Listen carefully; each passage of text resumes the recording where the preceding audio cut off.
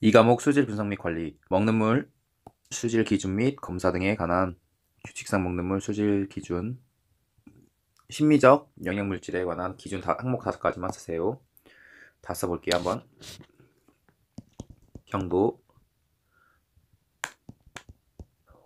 경도는 1000ppm, 과망간산 칼륨 소비량 10ppm, 동 1ppm, 색도 5도, 세제 0.5 ppm, 수소이온 농도 5.8에서 8.5, 아연 3ppm,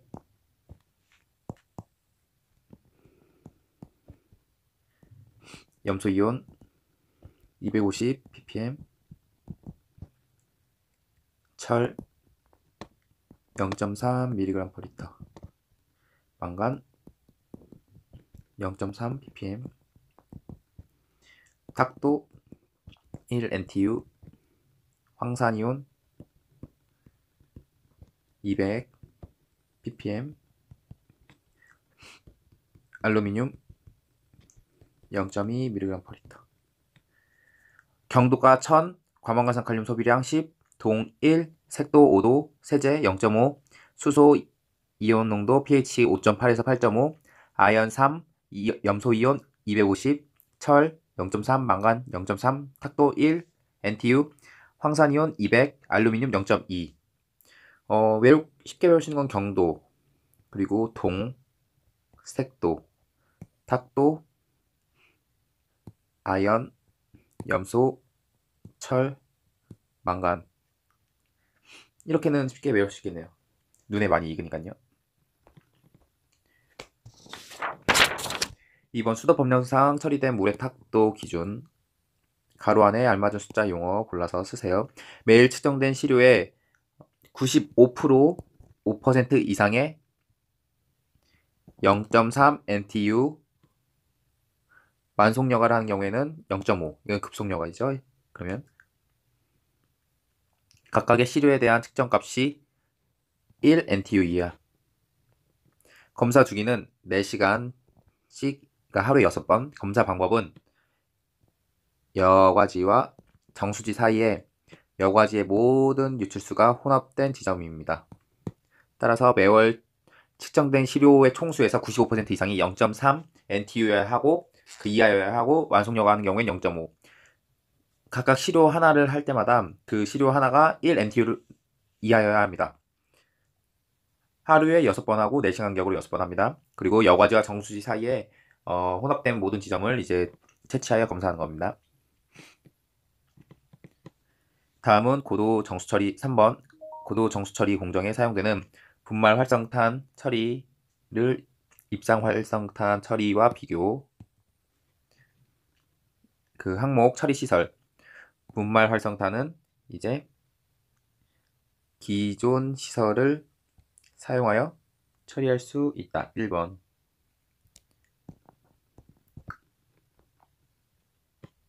그리고 단기간 처리하는 경우 필요량만 구입함으로 경제적이다. 장기간 처리하는 경우 경제성이 없으며 재생되지 않는다.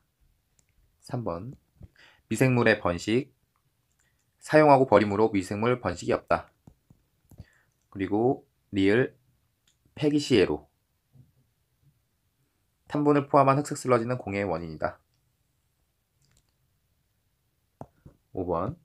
그리고 마지막으로 미음. 누출에 의한 흑수 현상. 특히 겨울철에 누출이 일어나기 쉽다. 7번 되겠습니다. 그러니까 분말 활성탄이 아무래도 분말이다 보니까 기존 시설에다 그냥 뿌리기만 하면 되기 때문에 쓸 수가 있습니다. 그리고 단기간 처리하는 경우에는 그냥 필요량만 넣어서 뿌리기만 하면 되기 때문에 경제적이고, 장기간 처리하는 경우에는 이걸 재사용할 수가 없어요. 그렇기 때문에 경제성이 좀 부족하다고 볼 수 있고, 미생물 번식은 쓰고 그냥 버리는 형식이기 때문에 미생물은 번식되지가 않습니다. 그리고 폐기시 에로는 탄분을 포함한 흑색 슬러지가 이제 공해의 원인이 됩니다. 그리고 누출에 의한 흑수 현상 때문에 이제 그거를 비교하면 특히 겨울에 누출되기가 쉽습니다. 문제 4번. 정수지의 수량적 체류 시간 T 이퀄 120min. 그리고 장폭비가 45. 정수지의 유출부에서 측정한 잔류염소의 농도가 0.5 ppm. CT 요구값이 40일 때 불활성비를 구하시오. 여기서 첫 번째로 알아야 될 건 불활성비를 구해야 되니까 불활성비가 어떻게 되는지 알아야 됩니다. 불활성비는 CT 요구값분의 CT 실제값, 그러니까 CT 계산값, 이렇게 이루어졌습니다. 그러면 요구값을 40이라고 되어 있잖아요. 그럼 40분의 이 계산값이 모르잖아요. 저희가 CT 계산값, 이거를 알면 답을 구할 수 있습니다. 그럼 CT 계산은 잔류염소 농도 곱하기 세류시간 T 곱하기 환산계수를 곱해줘야 됩니다. 이 환산계수가 뭐냐면 이 장폭비에 의해서 바뀌어요. 장폭비가 있고 이거에 따른 환산계수가 있습니다. 한번 볼게요. 이렇게 쭉 있다고 보면 장폭비가 2 미만일 때, 그리고 2에서 5, 5에서 10, 10에서 15, 15에서 20, 20까지 하면 이제부터 20에서 30, 30에서 40, 40에서 50, 50에서 60, 60에서 70, 70에서 90, 그리고 90 이상이 이렇게 있어요.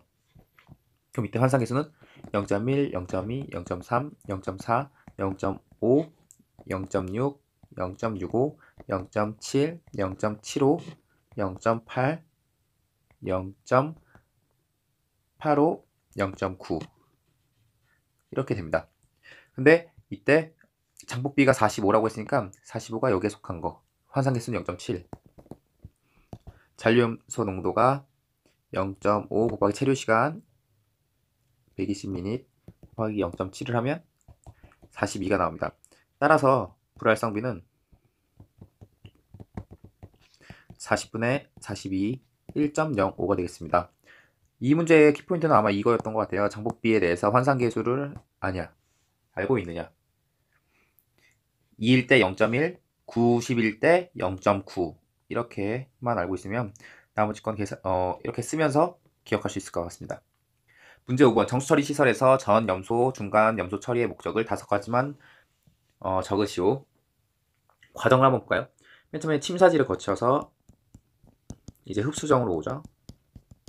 그 흡수정 통해서 처음에 오존을 먼저 오존으로 처리하고 그 다음에 염소를 넣죠. 이 염소를 넣었으니까 그거에 따른 분말 활성탄을 이용해서 제거를 합니다. 그리고 다시 이제 콜로이드 입자를 응집시키고 다시 침전시킵니다. 이렇게 침전된 물에다가 다시 중염소를 투입하고 여과를 시킵니다. 여과지.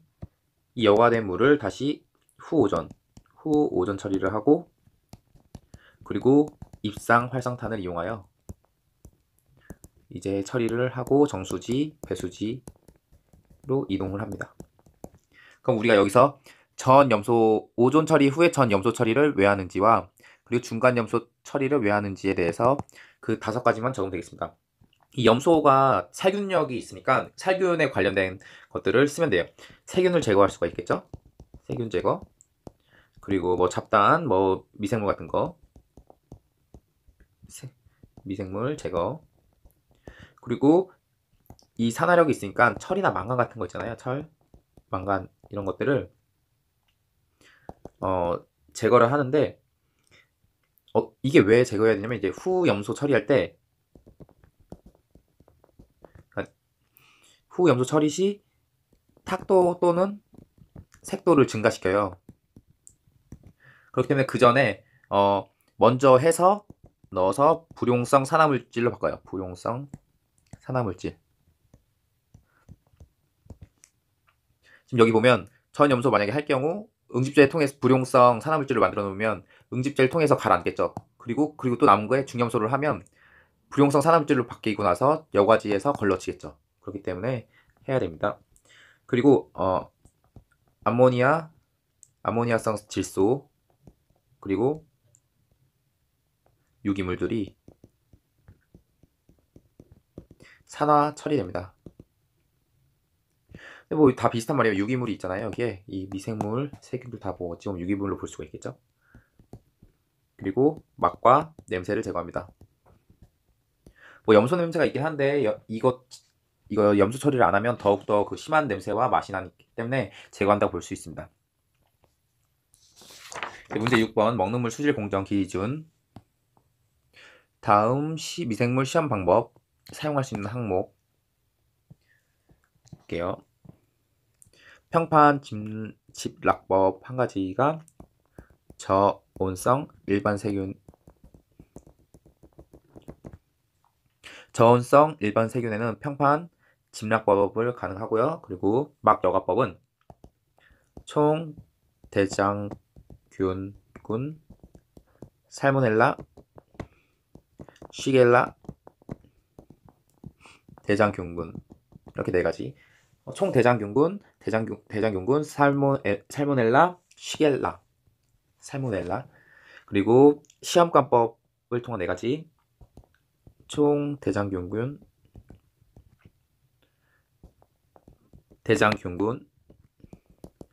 분원성 대장균군, 농농균. 따라서 시험관법은 이제 총 대장균군, 분원성 대장균군, 농농균 이렇게 사용할 수 있습니다. 효소기질 이용법에는 총 대장균군이 이용될 수 있습니다. 총 대장균군은 진짜 많이 이용되네요. 막여과법, 시험관법, 효소기질 이용법. 그 다음에 또 대장균군도 시험관법, 막여과법에 같이 이용되고요. 막여과법에서 이제 살모넬라랑 시겔라 두 개가 추가되고 시험관법에는 균들이 많이 있네요. 분원성 대장균군, 농농균. 문제 7번 순도 98%, 비중 1.8, 황산용액 1리터, 몰농도를 구하시오. 이 몰농도는 1000분의 2리터잖아요.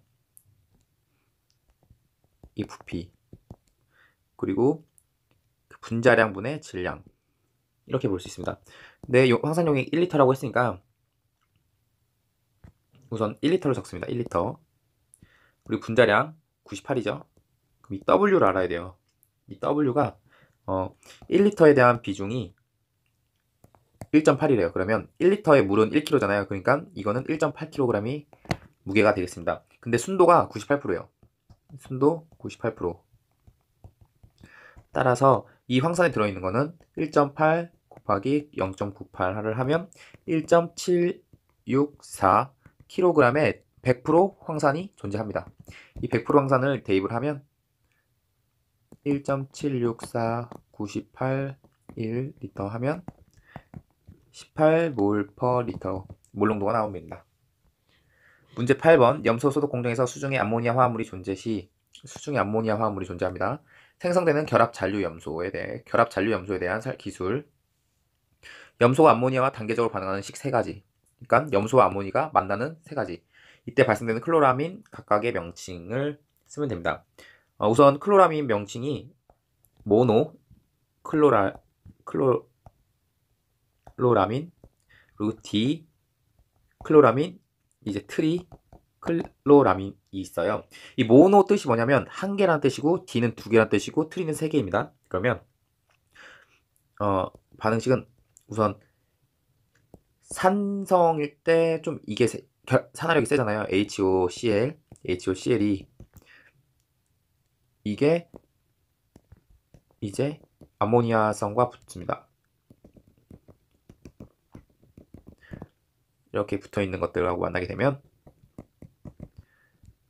얘는 NH2Cl이 되고 NaCl2NCl3 다 물이 생성됩니다. 그래서 여기에 염소가 하나 있기 때문에 모노클로라민이에요. 그리고 여기 염소가 2개, 디클로라민, 염소가 3개, 트리클로라민. 이렇게 하면 되겠습니다. 유리 잔류 염소와 결합 잔류 염소의 살균력을 비교하면 됩니다. 어떻게 비교하냐면 유리 잔류 염소 그리고 결합 잔류 염소 이게 살균력을 비교하라고 했죠. 살균력 그리고 접촉 시간 그리고 주입량. 이렇게 표를 한번 이용해 볼게요. 상윤력은 유리가 훨씬 커요. 크다, 작다. 저조 시간 더 짧겠죠? 상윤력이니까 짧다, 길다.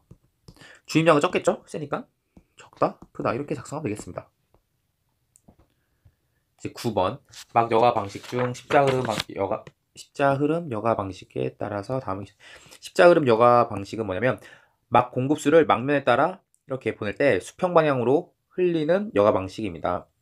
그러니까 막이 이렇게 있으면 물을 이렇게 흘려보내요. 그럼 이게 수평 방향으로 흘러가고 거기에 따라서 이렇게 여가가 되겠죠? 저절로. 이게 십자 흐름 여가 방식입니다. 막 공급수를 막면에 따라 수평 방향으로 흘리는 여가 방식. 막 공급수를 막면에 따라 수평으로 흘리는 여가 방식. 전량 여가 방식과 비교한 십자 흐름 여가 방식의 장점. 그러니까 십자 흐름 여가 방식의 장점을 쓰면 되겠네요. 첫 번째로는 이게 고속으로 통과 가능하겠죠. 그러니까 여가 매체를 비교적 고속으로 통과. 여가 매체를 비교적 고속으로 통과. 그러니까 유량이 빨라도 뭐 이렇게 흘러가면서 저절로 여가가 되기 때문에 고속으로 통과 가능해요. 그리고 이게 케이크가, 그러니까 찌꺼기 같은 게 쌓일 거 아니에요. 보통 이러한 여과막이 이렇게 있고 밑으로 흐를 경우에는 중력 때문에 여과막이 여기에 쌓일 거 아니에요. 그러면 여기에 자꾸 층이 생길 테고. 근데 그러나 여기는 이렇게 흘러가고 이렇게 물이 흘러가는, 그러니까 방향이 서로 다르기 때문에 쌓이더라도 쌓이는 게 이제 계속 유동성을 갖고 흐른 거예요. 그러니까 막이 깨끗해지겠죠. 계속 일단 막 위에 케이크 쌓임이 감소한다. 케이크 쌓임이 감소. 이렇게 두 가지가 있습니다. 여가 매체를 비교적 고속으로 통과시키는 것과 케이크 쌓임이 감소된다는 두 가지 장점이 있습니다.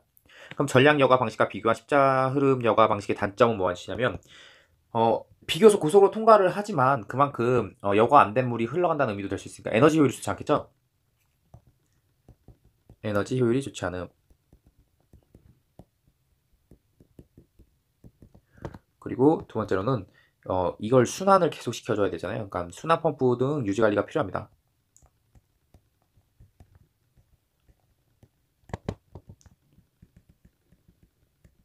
순환 펌프 등 유지 관리 필요.